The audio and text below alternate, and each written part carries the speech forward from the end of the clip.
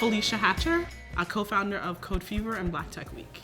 I was one of the first kids within my group of friends to get a computer, and my parents were literally like, we don't really know what to do with this, here, kind of figure it out. And it was that permission to break it and put it back together. That was my first kind of leap into technology.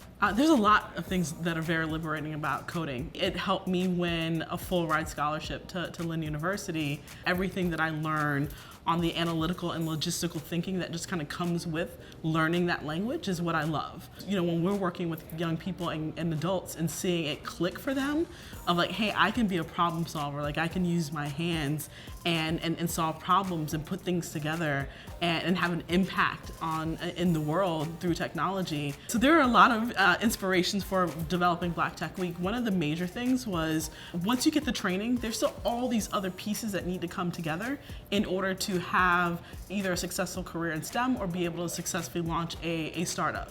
The African American and Caribbean community is not for a lack of ideas as to why they're not highly represented in the tech space. It's for a lack of access to funding, the right kind of funding, and then resource magnetism is lacking in that community. And so if we can bring all the pieces together, whether it's venture capitalists, mentors, advanced education, and just the sheer access of saying, hey, you know what, I'm at this event and I'm literally sitting right beside Michael Siebel. We've had so many stories of people as educators leaving their jobs as educators and going into coding boot camp. But then on the other side of that is startup founders who've been able to raise money because they've been able to connect with VCs on a different kind of level of just not having that connection to someone that can make that introduction to them.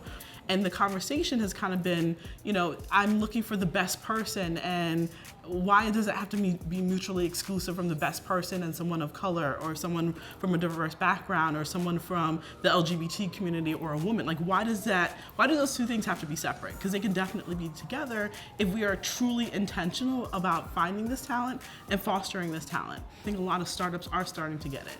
And we had them come to us through our pipeline with Black Tech Week saying, hey, we're getting ready to release a product and we want to make sure that it's more culturally tested by the population that we know is kind of making a shift in the next 10 to 15 to 20 years here in the United States. Diverse groups dictate culture, right? They make things popular.